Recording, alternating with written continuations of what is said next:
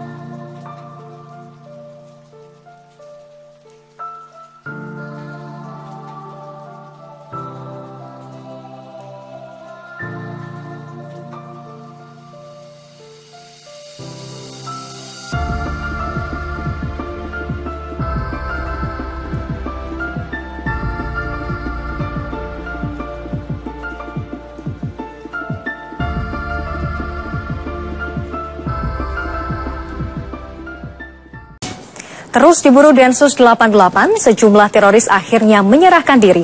Benarkah hal ini merupakan tanda melemahnya aksi terorisme di negeri ini? Pemirsa, berikut laporan khas redaksi. Rumah M. Thorik di Jalan Teratai, Kecamatan Tambora, Jakarta Barat hingga hari ini masih menjadi sorotan warga. Sejumlah petugas TNI dan polisi berpakaian preman masih berjaga-jaga di sekitar rumah. M. Thorik menyerahkan diri ke Polsek Tambora setelah diburu Densus 88 karena diduga berada di balik meledaknya bom di Jembatan Besi, Jakarta Barat 5 September lalu. Thorik yang mengaku sebagai calon pengantin ini sempat berencana melakukan aksi bom bunuh diri di Gedung Dewan Perwakilan Rakyat Jakarta. Selain Thorik, Yusuf Rizaldi alias Abu Toto, Kamis kemarin juga menyerahkan diri ke Polsek Pangkalan Susu, Sumatera Utara. Abu Toto menjadi buronan Densus 88 dalam kasus ledakan bom di sebuah rumah yatim piatu di kawasan Beji, Depok, Jawa Barat. Alasan keluarga menjadi dalih kedua tersangka teroris ini untuk keluar dari persembunyiannya. Fenomena penyerahan diri anggota teroris ini menjadi fenomena baru dan sangat bertentangan dengan faham kelompok teror yang menganggap mati adalah sebuah kemuliaan. Masih teringat aksi perlawanan gembong teroris Dr. Azahari yang justru bersiap meledakkan diri setelah mengetahui dirinya dikepung polisi. Dr. Azahari yang diduga menjadi otak rencana rangkaian serangan bom di Bali ini akhirnya tewas terkena tembakan anggota Densus 88 dan tubuh tersangka telah terpasang rangkaian bom yang siap untuk diledakkan. Aksi nekat juga ditunjukkan oleh Ibrahim, tersangka pemasok bahan peledak dalam aksi serangan bom di Hotel JW Marriott tahun 2009. Walau berjam-jam terkepung ratusan anggota polisi di rumah persembunyiannya di Temanggung, Jawa Tengah, Ibrahim tetap nekat untuk bertahan. Padahal rumah persembunyiannya nyaris tidak berhenti diperondong rentetan peluru dan ledakan bom kejut. Fenomena penyerahan diri anggota teroris ini bisa menjadi tanda semakin lemahnya doktrin yang kini dianut kalangan teroris. Ya, cenderung mereka itu menjadi bagian dari instruksi gerakan. Jadi tidak pernah menjadi diri mereka sendiri. Tapi mereka lebih mengikuti apa yang dikatakan ustadznya, apa yang dikatakan oleh seniornya. Mereka seakan-akan tidak mampu untuk menjadi diri mereka sendiri gitu loh. Kendornya jihad para teroris ini tidak terlepas dari hilangnya tokoh kunci yang selama ini menggenjot anggotanya dengan berbagai doktrin sesat untuk memerangi sesama. Pada masa lalu, selain Dr. Azhari, nama-nama seperti Nurdin M. Top, Umar Patek, Hambali, Imam Samudra, serta keluarga Ali Gufron, Ali Imron, dan Amrozi yang dikenal teruji dalam aksi di serangan teror maupun sebagai relawan di berbagai wilayah konflik.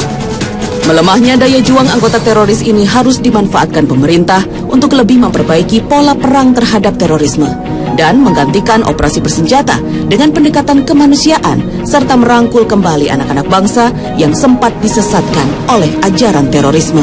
Tim Liputan Trans 7.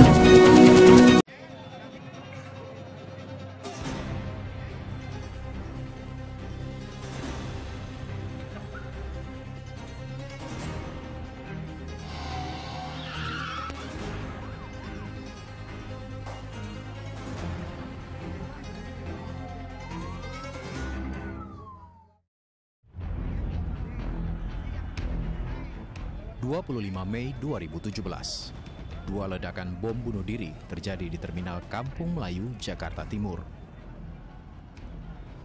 Ledakan menjadi perhatian publik, bukan saja karena menyebabkan 3 anggota kepolisian tewas, tapi terjadi di saat umat Islam akan memulai bulan Ramadan. Polisi banyak menjadi korban saat mengamankan pawai obor Ramadan. Selang beberapa hari usai ledakan yang juga menyebabkan belasan orang terluka, Kapolri Jenderal Tito Karnavian menegaskan target sasaran bom bunuh diri adalah polisi dan pelaku masuk dalam jaringan ISIS. Jadi ini positif, dua-duanya adalah jaringan pelaku, baik Iwanul Salam maupun Ahmad Sukri. Mereka tergabung dalam sel Mudiriyah Jemaah Ansarud Daulah Bandung Raya, dan kita tahu bahwa Jemaah Ansarud Daulah ini adalah salah satu pendukung utama dari ISIS. Tepat 1 bulan berselang, penyerangan kepada aparat kepolisian kembali terjadi. Kali ini terjadi di markas kepolisian daerah Sumatera Utara. Aksi teror yang terjadi di Hari Raya Idul Fitri ini menyebabkan Aibtu Martua Sigalingging gugur ditikam pelaku yang berjumlah 2 orang. Pelaku juga membakar pos polisi. Dalam serangan ini, 1 pelaku tewas dan 1 lainnya kritis. Serangan terhadap polisi kembali berlanjut. Hanya berselang 4 hari dari teror di Mapolda Sumut, 2 aparat Brimob ditikam di Masjid Falatehan, Kebayoran Baru, Jakarta Selatan. 2 anggota Brimob mengalami luka-luka sehari menjelang Hari Bayangkara ke-71 yang diperingati pada 1 Juli. Teror lainnya diterima markas Polsek Kebayoran Lama di Jalan Ciputat Raya, Jakarta Selatan. Polisi mendapati bendera dan surat berlambang ISIS di depan pagar kantor Polsek. Selembar surat ancaman kepada anggota polisi dan TNI juga ditemukan di dalam botol. Teror tak menimbulkan korban, namun seakan menegaskan polisi menjadi sasaran utama. Polisi itu dijadikan target karena polisi adalah musuh yang paling lemah. Mereka tidak menjadikan tentara atau militer itu menjadi target utama karena itu target keras, target yang lebih sulit. Jadi lebih gampang menjadikan polisi sebagai target lemah yang punya senjata. Dan dia masih berpikirnya cara sipil, dan dengan gaya yang sipilnya itu mereka bisa menyerang dengan mudah dan merebut senjatanya. Polisi itu dianggap perpanjangan tangan dari sistem kapitalisme Amerika. Jadi bagi mereka menyerang polisi walaupun dia sholat di masjid dan bersembahyang dan bersahadat, dia tetap dianggap sebagai togut, sebagai musuh. Mengantisipasi serangan teror, polisi menerapkan larangan bertugas sendirian dengan meminta bantuan Brimob. Dalam rentang bulan Mei hingga Juni tahun ini, 4 polisi telah gugur dan belasan lainnya terluka dalam sejumlah aksi teror yang menyasar polisi. Bukannya rasa prihatin yang muncul, sekelompok masyarakat kecil masih saja bersuara sinis di media sosial. Di tengah banjir ucapan duka dan semangat untuk tak takut melawan teror di media sosial, terselip pula tuduhan rekayasa teror bom maupun penyerangan ke arah polisi.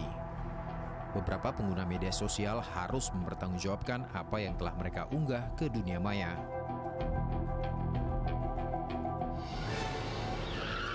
Ajakan agar masyarakat berperan aktif memerangi terorisme terus disuarakan polisi, sembari meningkatkan kewaspadaan. Anggota Polres Jember, Jawa Timur misalnya, berlatih manuver mobil, serta bela diri profesional. Polisi di sejumlah daerah pun meningkatkan kewaspadaan dengan menggelar simulasi, mengantisipasi aksi penyerangan serupa. Kan dari sistem harus berdua, saling melindungi, saling melengkapi. Mengkritisi apa saja tentulah hal yang lumrah.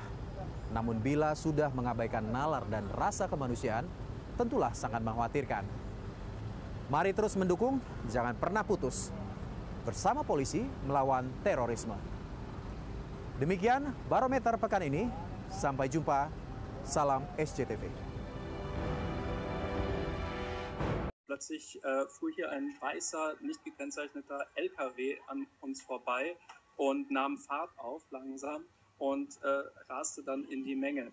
Danach kam der Wagen zum Stillstand, da hinten, da wo es so blitzt bei mir, da sieht man das, da steht der LKW, die Straße hier ist mittlerweile komplett abgesperrt und dort gab es einen Schusswechsel. Ich kann nicht